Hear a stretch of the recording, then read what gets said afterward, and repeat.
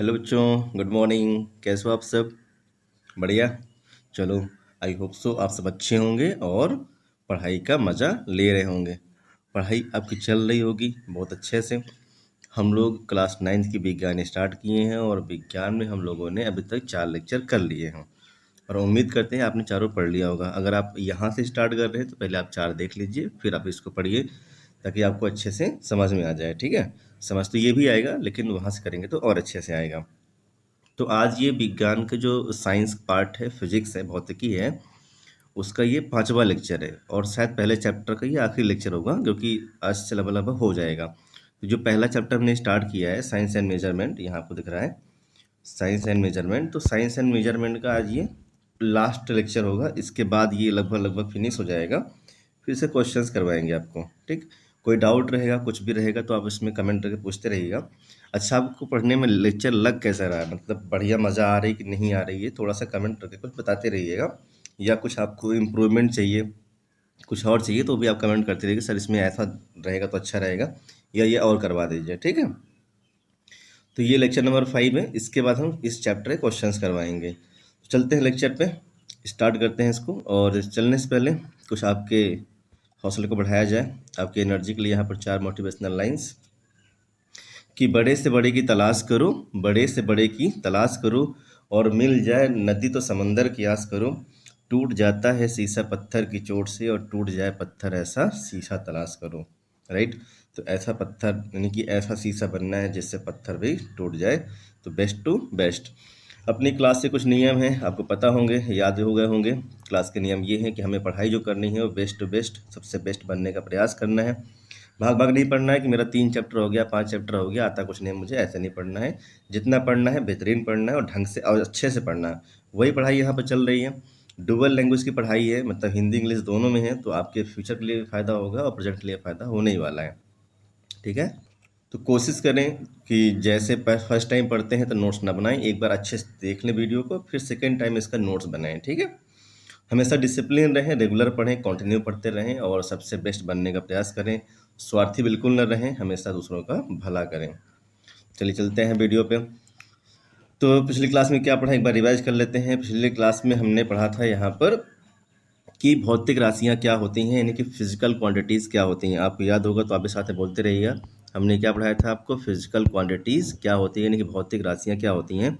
यहाँ पर शॉर्ट में नोट कर रहे हैं, आपको हमने एक्सप्लेन कर चुके हैं पहले से। ठीक, तो फिजिकल क्वांटिटी यानी कि भौतिक राशियाँ क्या होती हैं वो आपको पढ़ा चुके हैं कि ऐसी राशियाँ जिनका हम मापन कर सकते हैं और जिनको हम फिजिक्स यानी कि साइंस के रूल से एक्सप्लेन भी कर सकते हैं, बता भी सकते हैं, उनको बोलते हैं भौतिक राशियाँ यानी कि फिजिकल क्वांटिटीज़। इनके 3 प्रकार भी आपको पढ़ाए थे, सॉरी 2 प्रकार पढ़ाए थे, 3 तो हमने पद्धतियाँ पढ़ा था, सिस्टम ऑफ यूनिट्स। 2 प्रकार पढ़ाए थे आपको इसको हमने, कितने बेटा? 2। एक थी बेसिक, क्या पढ़ाए थे? बेसिक। और दूसरी कौन सी पढ़ाए थे हमने आपको? डेराइव्ड। साथ में बोलते रहिएगा, ठीक है, आपको रिवाइज करवा रहे हैं। डेराइव्ड, बेसिक मतलब आधार राशियाँ, यानी कि ऐसी राशियाँ जो किसी पर निर्भर नहीं करती, स्वतंत्र होती हैं, उन्हें बोलते हैं बेसिक। इनके नंबर कितने होते हैं? 7, तो वो पढ़ा चुके आपको हम। फिर कौन सी होती हैं? डेराइव्ड। इसके बारे में अच्छे से बात किया हमने बैक क्लास में, तो अच्छे से एक्सप्लेन किया था। डेराइव कम से कम 10 पॉइंट आपको लिखाए थे कि वे राशियाँ जिनको हम आधार राशियों से प्राप्त करते हैं उनको बोलते हैं हम डेराइव्ड फिजिकल क्वांटिटीज। जैसे कौन कौन सी नाम बताओ? क्षेत्रफल यानी कि एरिया, वॉल्यूम यानी कि आयतन, वेग यानी कि वेलोसिटी, चाल यानी कि स्पीड, इस तरीके से करके घनत्व डेंसिटी करके लगभग हम 10 आपको लिखवा दिए थे। ठीक है, इसके अलावा हमने पढ़ा था सिस्टम ऑफ यूनिट्स के बारे में। क्या पढ़ा था? सिस्टम ऑफ यूनिट्स, जिसको हिंदी में बोलते हैं बेटा मात्रकों की पद्धतियाँ। क्या बोलते हैं? मात्रकों की पद्धतियाँ। यहाँ आपको हमने 3 पढ़ाए थे, नाम बताओ कौन कौन सा? एमकेएस सिस्टम यानी metre kilogram second, CGS system centimetre gram second, और एफपीएस सिस्टम यानी कि फुट पाउंड सेकेंड, और तीनों को हमने एक्सप्लेन कर दिया था। तो आई होप सो आपको यहाँ तक बढ़िया से आ गया होगा। तो आज की क्लास में क्या क्या पढ़ेंगे देखो आप। तो आज की क्लास में क्या है? तो आज की क्लास में भी लगभग 3 चीज़ें तो होंगी कम से कम। देखो अब 3 कौन कौन सी पढ़ने वाले हम लोग? तो 3 चीज़ें। सबसे पहले आज हम पढ़ेंगे मात्रकों की पद्धतियों में एक और सिस्टम है, उसको बोलते हैं हम एसआई सिस्टम। क्या बोलते हैं बेटा? SI system. इसे बोलते हैं इंटरनेशनल सिस्टम ऑफ यूनिट्स। क्या बोलते हैं? International system of units. यानी कि मात्रकों की अंतर्राष्ट्रीय पद्धति। और यह है कहाँ नोट्स में हमारे पास? तो देखो नोट्स में हमारे पास यहाँ पे है, ये यहाँ पर लिखा हुआ है, ठीक है। तो ये नोट्स में यहाँ पर है, तो इसको यहाँ से पढ़ेंगे हम, यानी कि आज की क्लास में ये होने वाला है। इसके अलावा क्या पढ़ेंगे और हम? तो इसके अलावा हम लोग पढ़ेंगे दो तीन चीज़ें और होंगी आज की क्लास में, जैसे कि एक उपसर्ग पढ़ते हैं, प्रीफिक्स। क्या पढ़ते हैं बेटा? प्रीफिक्स। हम पढ़ेंगे प्रीफिक्स, इसको हिंदी में क्या बोलते हैं? उपसर्ग। क्या बोलते हैं? उपसर्ग। अच्छा, नाम से लग रहा है ना कि बहुत सिंपल सी बात हो गई, लेकिन ये बहुत इंपॉर्टेंट है। अगर आप क्वेश्चन करेंगे, न्यूमेरिकल्स करेंगे, सॉल्यूशन जब करना होगा तो आपको, अगर ये प्रीफिक्स आपको अच्छे से आते होंगे तो आपको क्वेश्चन करने में बहुत आसानी होगी। तो आज की क्लास में ये प्रीफिक्स भी हम लोग करने वाले हैं, ठीक। चलिए स्टार्ट करते हैं क्लास को। सबसे पहले नंबर 1 पे आते हैं, मात्रकों की अंतर्राष्ट्रीय पद्धति। पहले एक बार यहीं पर देख लो आप, क्योंकि इसमें कुछ ज़्यादा लिखाने वाली बातें हैं नहीं, सिर्फ समझाने की बातें हैं, तो आप वो समझ लो। और फिर जो सेकेंड वाली बात है वो आपको हम यहाँ पर पढ़ाएंगे, ठीक, बढ़िया से। तो चलो इसको समझते हैं। मात्रकों की अंतर्राष्ट्रीय पद्धति है क्या? कहानी सुनो पहले, ठीक है। तो कहानी सुनो। कहानी ये है कि जैसे मान लो कि अभी क्या होता है कि हम लोग मान लो कहीं घूमने गए, जैसे मान लो अभी हम इंडिया में हैं, तो इंडिया में क्या होता है कि हम कोई चीज़ तौलते हैं तो किलोग्राम ग्राम में तौलते हैं, कोई चीज़ नापते हैं तो मीटर सेंटीमीटर में लंबाई नाप लेते हैं, राइट। मान लो कि हम कहीं विदेश घूमने गए और वहाँ हमें कुछ खरीदना हुआ, तो हमने उससे कहा कि भाई हमको सपोज दैट आपने कहा कि मुझे आधा किलो चीनी चाहिए, ठीक। अब आपने चीनी मांगा और वो किलो में नाप ही नहीं रहा, वो पाउंड में नाप रहा है। तो बोल रहा कितने पाउंड चाहिए, अब आपको पाउंड पता ही नहीं है। या हो सकता है वहाँ वो चीनी नापता हो कि कितने मीटर चीनी चाहिए, मतलब आपका दिमाग खराब हो गया कि मतलब चीनी दे रहा हो मीटर में नाप करके, है ना। या मान लीजिए हमारे यहाँ हम लोग जैसे मान लीजिए कि नापते हैं मीटर में, मान लीजिए कपड़ा खरीदते हैं, ठीक है, तो हम बोलते हैं कि 2 मीटर कपड़ा लेकर के आए। अब मान लीजिए आप चाइना चले गए और चाइना में बोला कि आपने बोला कि मुझे कपड़ा चाहिए 2 मीटर, तो वो बोलता नहीं नहीं 2 किलो कपड़ा देंगे, तो आप फिर दिमाग खराब आपका कि मतलब हम हमारे यहाँ मीटर में कपड़ा मिलता है, इनके यहाँ किलो में कपड़ा दे रहे हैं, तो बोले 2 किलो कपड़ा चाहिए देगा आपको, तो ये समस्या गंभीर होती है ना। तो इस तरीके से क्या होता है कि अंतर्राष्ट्रीय मतलब बेटा होता है कि अपने देश से बाहर भी, मतलब विदेशों तक, ठीक है। तो पूरी दुनिया में बहुत सारे देश हैं, तो हर एक देश का अपना अगर अलग अलग सिस्टम बनाएगा नापने का, तो जो व्यापार करते हैं, बिजनेस करते हैं एक देश से दूसरे देश में, समस्या खड़ी हो जाएगी। फिर तो वहाँ पर समझ ही नहीं आएगा ना कि वहाँ तो कोई मास जो है किलोग्राम में नाप रहा है, कोई मीटर में नाप दे रहा है, कोई पाउंड में नाप दे रहा है, तो इससे क्या होगा ना, एक समस्या पैदा हो जाएगी। तो पूरी दुनिया के लोग जो है एक मीटिंग करते हैं, कहाँ पर? 1960 में पेरिस के निकट, इसमें लिखा हुआ है, ठीक है, नोट्स में ये लिखा हुआ है। पेरिस के निकट सेवराय मीटिंग करते हैं और मतलब एक कंसेंसस होता है, एक सहमति बन जाती है कि ठीक है, अच्छा हम एक अंतर्राष्ट्रीय पद्धति लेके आएंगे। जैसे मान लीजिए किताब लिखी जाती हैं तो अंतर्राष्ट्रीय पद्धति में लिखी जाए, ताकि सब लोग, दुनिया के लोग पढ़ सकें, सबको समझ में आए और सब एक ही चीज़ पढ़ें। ऐसा ना हो कि कोई कुछ लिख रहा है, कोई कुछ लिख रहा है, ठीक। जैसे मान लीजिए लेंथ, लंबाई नापना है तो लंबाई सब लोग मीटर में ही नापें, चाहे इंडिया में हो, चाहे चाइना में हो, चाहे अमेरिका में हो। मास नापना है तो किलोग्राम में ही नापें, ऐसा ना हो कि अमेरिका वाले कुछ और नापें, चाइना वाले कुछ और नापें और हम लोग कुछ और नापें। तो इससे क्या होगा कि व्यापार करना, पढ़ाई करना क्या हो जाएगा, बहुत डिफिकल्ट। मान लीजिए आप विदेश में पढ़ने गए, वहाँ कुछ और पढ़ाया जा रहा है, यहाँ कुछ और पढ़ाया जा रहा है, तो फिर आप लौट करके आए तो समस्या हो गई, फिर आपको समझे नहीं आएगा, ठीक। तो ये सब एक रूपता रहे, इसके लिए एक मात्रक लाएगा, उसका नाम था मात्रकों की अंतर्राष्ट्रीय पद्धति, इसको बोलते हैं इंटरनेशनल सिस्टम ऑफ यूनिट्स, ठीक है। तो ये जो यूनिट है, ये जो हमने 7 आधार राशि पढ़ी थी ना, उसी 7 आधार राशि और 2 और हैं, ये यहाँ देखो नोट्स में 2, ये यहाँ देखो, ये संपूरक राशि लिखा ना, संपूरक मात्रक। तो 7 आधार राशि जो होती हैं, जो हम लोगों ने पहले पढ़ रखा है, ये नीचे यहाँ पर लिखी हुई हैं 7 आधार राशियाँ, ये, ठीक है। 7 आधार राशियाँ और 2 जो ऊपर लिखी हैं यहाँ पर, ये संपूरक राशियाँ। तो अंतर्राष्ट्रीय पद्धति कुछ अलग नहीं है बेटा, जो ये 7 आधार राशियाँ हैं और 2 संपूरक राशियाँ, संपूरक राशि बताएंगे आपको, ठीक है भाई। तो इस पर जो निर्भर करती है उसे बोलते हैं अंतर्राष्ट्रीय पद्धति, यानी कि एक ऐसी पद्धति जो पूरे वर्ल्ड में, पूरे ग्लोब में अंतर्राष्ट्रीय लेवल पर एक्सेप्टेड है और 7 आधार राशियों पर निर्भर करती है, उसे बोलते हैं अंतर्राष्ट्रीय मात्रकों की पद्धति। इतना आप जानते रहो, चाहे तो इसी को लिख लेना, चाहे तो इसी को पढ़ लेना, ठीक।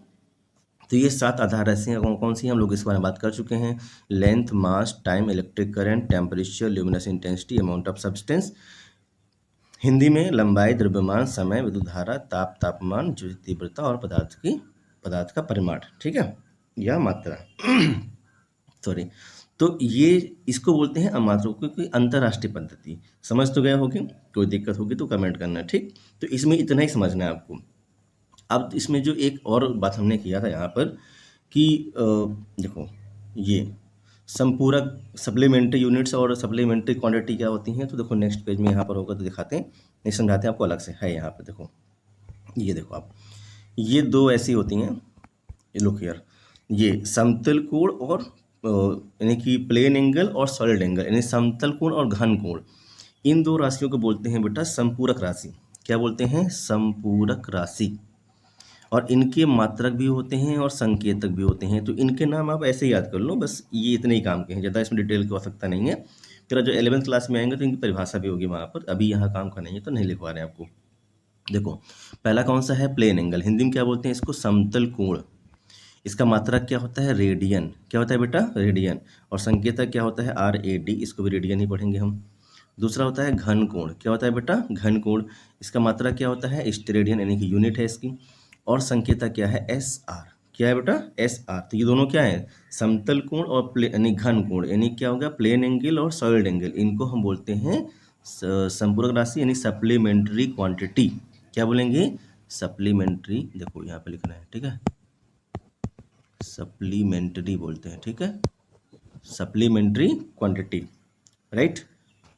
तो आज के टॉपिक में पहला टॉपिक तो यही रहा जो हमने पढ़ लिया, समझ गए होंगे आप अच्छे से। और दूसरा है उपसर्ग, ये यहाँ पर लिखा हुआ है, ठीक है, उपसर्ग के बारे में। ये उपसर्ग बहुत इंपॉर्टेंट है। तो ये उपसर्ग देखो यहाँ पर लिखे हैं, लेकिन इसको हम अलग से आपके लिए लिख के लाए हैं। इसमें थोड़ा सा कुछ कम लिखा हुआ है, इसको और अच्छे से लिख करके लाए हैं, और इसका कैसे यूज़ करना है वो भी आपके लिए लिख करके आए हैं। तो देखो आप, ये उपसर्ग आपको यहाँ पर हम नोट करके लाए हैं। जी हाँ, देखो आप, ये देखो लिखा हुआ है ना, मानक SI उपसर्ग, यानी कि प्रीफिक्स। तो पहले आप समझ लो ये है क्या, मतलब क्या है, राइट। जैसे कई बार ऐसा होगा ना कि कुछ यूनिट आपको दी होगी मेजरमेंट करने के लिए, कोई डिस्टेंस आपको दे रखी होगी। जैसे कहीं पर लिखा होगा कि जो लंबाई है, लेंथ है, वो 10 डेसीमीटर है। अब आपको मीटर में करना होगा। अब अगर आपको कन्वर्जन नहीं आता है, कैसे डेसीमीटर को मीटर में करते हैं, तो आपको नहीं आएगा, आप नहीं कर पाओगे। कहीं पर सेंटीमीटर को मीटर में करना होगा, मिलीमीटर को मीटर में करना होगा, माइक्रोमीटर, नया वर्ड, ठीक है, क्या होगा बेटा? माइक्रोमीटर। तो माइक्रोमीटर होगा, नैनोमीटर होगा, पिकोमीटर। तो इस तरीके से इन्हें बोलते हैं उपसर्ग। जैसे कहीं पर लिखा हुआ किलोमीटर, क्या लिखा हुआ है? किलोमीटर। देखो कहीं पर लिखा हुआ है किलोमीटर, तो आप इसको तो समझते रहते हो ना, क्योंकि अक्सर अक्सर इसको आप पढ़ते ही हो किताबों में। तो ये तो आप समझ जाते हो कि 1 किलोमीटर में कितना होता है बेटा? 1000 मीटर। कितना होता है बेटा? 1000 मीटर। लेकिन कोई चीज़ ऐसी मान लीजिए जो आपके लिए पहली बार पढ़ रहे हो, उसको वो आपके रूटीन में नहीं है पढ़ाई में, तो फिर आपके लिए मुश्किल होता है। तो इसीलिए प्रीफिक्स पढ़ने हैं, उनको याद करना है। अभी पढ़ाएंगे आपको, समझाएंगे भी कि इसमें कैसे इसका यूज़ करना है, ठीक, कहाँ कहाँ पे यूज़ करना है, वो सारी चीज़ें यहाँ पर समझने वाले हैं, ठीक है। चलो स्टार्ट करते हैं। सबसे पहले हम पढ़ेंगे प्रीफिक्स, ये जो लिखे हुए हैं। थोड़ा कैमरा को ऑफ कर देते हैं, समझाते हैं, फिर कैमरा को ऑन करेंगे, ठीक है। चलो कैमरा बंद कर दिया हमने यहाँ पे। अब देखो ये जो प्रीफिक्स यहाँ पर लिखे गए हैं, पहले इसको हटाते हैं, ये तो यहाँ पर लिखा हुआ है कि एक साइड देखना यहाँ पर, ठीक, अच्छे से, एक मिनट। ये यहाँ पावर ऑफ 10 लिखा हुआ है। ये क्या लिखा हुआ है? पावर ऑफ 10, जिसको अंश बोलेंगे। ये प्रीफिक्स है, मतलब जो पढ़ते हैं। और ये क्या है इसका बेटा? सिंबल है, ठीक। सबसे पहले देखो यहाँ पावर, देखो ये जो इधर पावर लिखी गई हैं, 10 की पावर -1, 10 की पावर -2, 10 की पावर -3, 10 की पावर -6 है। ये देखो यहाँ ढक गया ये, ठीक। ये यहाँ पर 10 की पावर -6, देखो ये क्या है? 10 की पावर -3, ये 10 की पावर -6, 10 की पावर -9, 10 की पावर -12, 10 की पावर -15। पहले तो आप इसको पावर याद कर लो, क्योंकि यही सब पावर आपको आगे भी मिलेंगे। कोई सब पावर किस में? माइनस में है ना। अभी देखो आगे दिखाते हैं, यही सब पावर प्लस में है। ये देखो आप, है ना प्लस में। ये देखो 10 की पावर यहाँ कितना है? +1, 10 की पावर +2, 10 की पावर +3, 10 की पावर +6, 10 की पावर +9, 10 की पावर +12, 10 की पावर +15। मतलब ये हुआ कि जहाँ जहाँ पर ये पावर माइनस है, देखो जहाँ जहाँ पर ये पावर क्या है? माइनस में है, तो ये सब जो पावर माइनस वाली हैं, यहाँ हम नापते हैं छोटी छोटी क्वांटिटीज़ को। किसको नापते हैं बेटा? छोटी छोटी क्वांटिटीज़ को, जैसे मान लो कि अगर आपको अपने बाल की मोटाई नापना है तो वो मीटर सेंटीमीटर थोड़ी ना आएगी, वो तो बहुत मिलीमीटर माइक्रोमीटर में आएगी, नैनोमीटर में आएगी। तो उसके लिए यानी बहुत छोटी छोटी क्वांटिटीज़ को मेजर करने के लिए ये जो पावर माइनस वाली हैं इनका यूज़ करेंगे। तो आप इसको नोट कर लीजिएगा, ये सब हम कहाँ यूज़ करते हैं, तो ये सब हम यूज़ करेंगे, लिख लो कहाँ यूज़ करेंगे, स्मॉल छोटी छोटी क्वांटिटी को मेजर करने के लिए। लिखो स्मॉल क्वांटिटी, स्मॉल क्वांटिटी को नापने के लिए कहाँ प्रयोग करेंगे इसका, स्मॉल क्वांटिटी को नापने के लिए इसका प्रयोग करेंगे, इसका प्रयोग होता है। ठीक है, किसका, जितनी ये पावर माइनस में लिखी है, ठीक है, इनका नोट कर लिया, लिख लिया। चलो अब देखो इसको लिखने के बाद या फिर सुन लो बाद में लिख लेना, ठीक है। अब इनका यूज कैसे होगा वो सुनो आप, इसको हटाते हैं यहाँ पर, यही समझाते हैं आपको, ठीक। देखो एक मिनट, इसको हटाएं,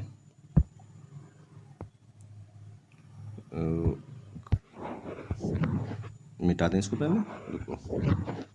देखो यही समझो, ठीक है। जैसे कहीं पर लिखा हुआ है 1 डेसीमीटर, क्या लिखा है बेटा, 1 डेसीमीटर।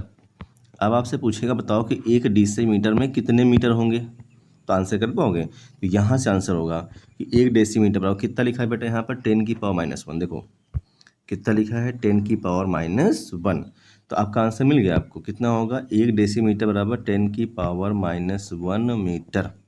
समझ गया, पहला मतलब क्या हुआ, और इसका मतलब होता है 1/10, कितना होता है, जब उसको नीचे लेके आओगे 10⁻⁻1 को तो नीचे बन जाएगा पावर प्लस ना, तो 1/10 मीटर, कितना बेटा 1/10, भाग दो कितना आएगा 0.1, कितना आएगा 0.1। समझ गए, तो 1 डेसीमीटर में कितना होता है 10⁻⁻1, ये हमने यहाँ से देख लिया, ठीक, ये हमने यहाँ से देख लिया पहले वाले से। और ये 10⁻⁻1 नीचे ले जाएंगे तो पावर प्लस बन जाएगी, तो 1/10 मीटर बन जाएगा, और भाग देंगे तो 0.1 मीटर बन जाएगा। तो ये इस तरीके से पहला ही प्रयोग हो गया। अब दूसरा देखो आप, दूसरा कैसे बनेगा, देखो दूसरा जैसे लिखा हुआ है सेंटी, दूसरा कौन सा बेटा, यहाँ पे क्या लिखा हुआ है सेंटी ना। तो अगर आपको आपसे कहा जाए कि 1 सेंटीमीटर, हालांकि ये आपको पता होगा पहले से, ठीक है, नहीं पता तो आज सुन लो और इसको ऐसे ही याद कर लेना, 1 सेंटीमीटर और कितने मीटर, आपसे पूछ लिया, ठीक।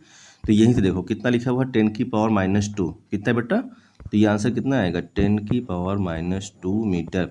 ये प्रीफिक्स बहुत इंपॉर्टेंट है, और अगर इस पावर को नीचे लेगा तो कितना बन जाएगा 10⁻+2 बन जाएगा मीटर में, यानी ये बन जाएगा 1/10⁻+2 कितना होता है 100, और भाग दिया तो कितना आंसर आएगा 0.01 मीटर।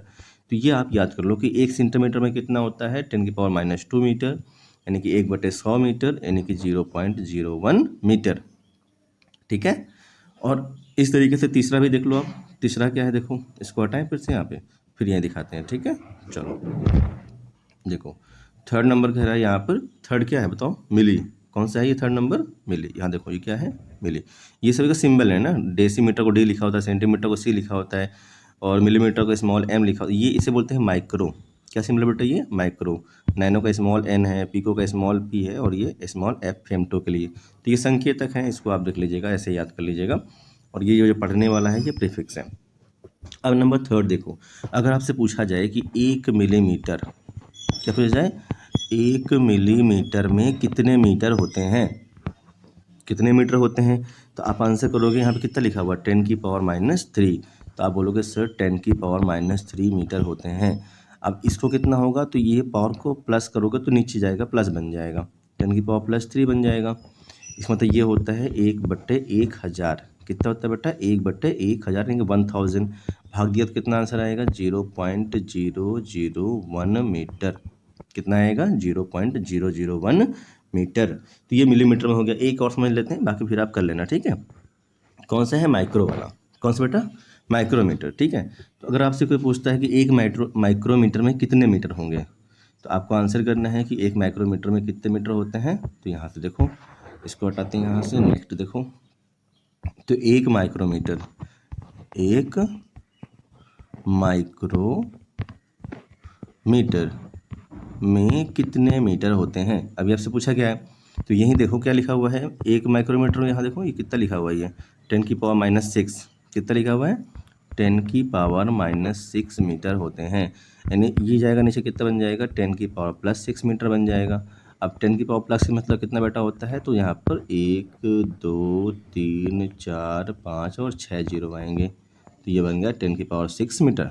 ठीक है, तो अब आप इसमें बाकी तीन कर लीजिएगा, नैनो, पीको और फेमटो। करना नहीं है, अब ध्यान रखना, ठीक है, ज़्यादातर यूज में यहीं तक आएगा, माइक्रो वाले तक। अब देखो ये प्रीफिक्स कितना अच्छा था ना, इंपॉर्टेंट है ना बहुत सारा। अब कैसा लगा, पढ़ाई कैसे लग रही है, मज़ा आ रही है ना, एक कमेंट कर देना थोड़ा सा कैसा लग रहा है पढ़ने में, हम भी समझ जाएंगे थोड़ा आपको आ रहा है कि नहीं आ रहा। अब देखो लास्ट में, ये तो स्मॉल क्वांटिटी के लिए ना, छोटी छोटी राशियों के लिए होता है। अब ये एक और प्रीफिक्स होता है बेटा, ये देखो आप, जिसमें सब पावर कैसी हैं, प्लस की हैं। ये देखो सब पावर कैसी हैं, प्लस। तो इसको भी समझ लो आप यहीं पर। देखो सबसे पहले कौन सा लिखा हुआ है, डेका। क्या लिखा हुआ है, तो पेन थोड़ा सा पेन चेंज करते हैं। क्या लिखा है बेटा, ये नंबर 1 का डेका, सिंबल क्या है, DA। दूसरा कौन सा लिखा हुआ है, हेक्टो। कितनी पावर है, +2, 10⁻+2, 10⁻+3, 10⁻+6। जितनी वहाँ पर माइनस की पावर है उतनी यहाँ पर प्लस की पावर है। ठीक है, बस नाम चेंज होगा। फिर 10⁻+9, फिर +12 पावर, फिर +15 पावर। नाम क्या होगा, deca, hecto, kilo, mega, giga, tera और पेटा। GIGA, जीजा नहीं है, ठीक है जी, गीगा पढ़ेंगे, जीजा नहीं पढ़ना है इसको, गीगा। और सिंबल है डेका का DA, हेक्टो का स्मॉल h, और किलो का कैपिटल K, और मेगा का कैपिटल M, और गीगा का कैपिटल G, और टेरा का T, और पेटा का P। तो ये सब संकेतक हैं इसके, ये सब प्रीफिक्स हो गए, और ये सब पावर ऑफ 10 हो गई। अच्छे से याद कर लेना, कोई भी डाउट रहेगा तो कमेंट करते रहना। ठीक है, कैसे यूज करेंगे वो देखो आप इसको। नंबर 1 सबसे पहले क्या लिखा हुआ है यहाँ पर, डेका। क्या लिखा है बेटा, डेका। तो आपसे कोई पूछे कि एक डेका मीटर, या आप ही किसी से पूछ लो, आप ही किसी से पूछ लो कि बताओ अच्छा एक डेका मीटर में कितने मीटर होंगे, तो हो सकता है वो फंस जाए। तो एक डेका मीटर में तो कितने होते हैं, 10⁻+1 लिखा हुआ है ना, तो बस यही आंसर हो गया, 10⁻+1 मीटर मतलब कितना हो गया, 10 मीटर। बहुत लोगों को नहीं आया करता, क्वेश्चन आता फंस जाते हैं डेका मीटर क्या है। तो ये भी लंबाई का मात्रक है। तो एक डेका मीटर में कितने हो गए बेटा, 10 मीटर। कितने हो गए, 10 मीटर। ठीक है, वैसे दूसरा लिखा हुआ है हेक्टो। कितना लिखा है बेटा, हेक्टो। चलो इसको हटाते हैं, यहाँ पर नंबर सेकंड समझते हैं। और नंबर सेकंड यहाँ पर है कि हेक्टो। तो अगर आपसे कहा जाए कि एक हेक्टोमीटर, एक हेक्टोमीटर में कितने मीटर होंगे, तो कितना आंसर होगा, सेकंड देखो कितना लिखा है, 10⁻+2 लिखा हुआ ना, बस यही आंसर हो जाएगा कि एक हेक्टोमीटर बराबर 10⁻+2 मीटर। और ये +2 है, कितना आंसर होगा, यानी कि 100 मीटर। कितना होगा बेटा, 100 मीटर। ठीक है, तो वैसे नंबर थर्ड, एक किलो, किलो लिखा है ना यहाँ पर, देखो क्या लिखा हुआ है, किलो। देखो नाम सुन, किलो, 10⁻+3। तो अगर आपसे कोई पूछे कि 1 किलोमीटर में कितने मीटर, तो अभी समझाया था आपको हमने, तो यहाँ से आंसर कर दो कि 1 किलोमीटर बराबर कितने मीटर, जल्दी बोलो। तो कितना आएगा, 10⁻+3 लिखा हुआ नंबर थर्ड में। तो 10⁻+3 मीटर मतलब कितना हो गया बेटा, 1000। कितना हो गया, 1000, यानी कि 1000 मीटर। ये इसका आंसर हो गया। तो हमने सेकंड थर्ड पढ़ लिया। फोर्थ में लिखा हुआ मेगा। क्या लिखा है बेटा, मेगा। पावर कितनी है, 10⁻+6 लिखा हुआ है, देखो आप यहाँ ना, इसको अच्छे से याद कर लेना बढ़िया से। ठीक है, तो अब ये लास्ट देख लेते हैं, बाकी फिर आप इसको, बाकी 3 बच जाएगा, उसको आप ऐसे याद कर लीजिएगा और उसको ऐसे ही कर लीजिएगा। कोई डाउट रहेगा तो बताइएगा, फिर हम इसको एक्सप्लेन भी कर देंगे, कुछ दिक्कत होगी तो लिखा हुआ है लास्ट में कि 1 मेगा, जैसे कहीं पर लिखा हुआ कि 1 मेगा, कहीं पर लिखा हुआ कि 1 मेगावाट, पढ़ेंगे आप आगे। ठीक है, 1 मेगावाट में कितने वाट होंगे, तो 1 मेगा मतलब कितना, 10⁻+6। ये लिखा है देखो बेटा, कितना लिखा हुआ, 10⁻+6, यानी कि कितना होता है बेटा, 1 मेगा कितना होता है, 10⁻+6। वाट लिखा है तो वाट कर दो, +6 मतलब कितनी जीरो आएंगे, 6 जीरो, 1 2 3 4 5 6 वाट। बस इसका ये आंसर हो गया। तो बस ध्यान रखना है कि मेगा मतलब होगा 10⁻+6। तो कैसी लग रही पढ़ाई बताओ। तो आज के लिए टॉपिक यहीं तक था, समझ में बढ़िया से आ गया है कि नहीं आया है, कैसा रहा, आप एक बार इसको समझा दीजिए बढ़िया से, यानी कि एक बार कोई कमेंट कर दो कि कैसी लगी पढ़ाई आज की, लेक्चर कैसा लगा। तो फिर अगला लेक्चर जब आएगा तो आपको मैसेज मिल जाएगा। नॉर्मली संडे को लेक्चर आता है इसका, तो पढ़ने मज़ा आ रही कि नहीं आ रही बताते रहना, ठीक है? तो आज के लिए लेक्चर यहीं तक है। Okay, thank you. और अच्छा लगा हो तो अपने दोस्तों को शेयर भी कर दीजिएगा ताकि उनका भी भला हो जाए। स्वार्थी नहीं बनना है, लाइक करते रहना है, ठीक है? Okay, thank you.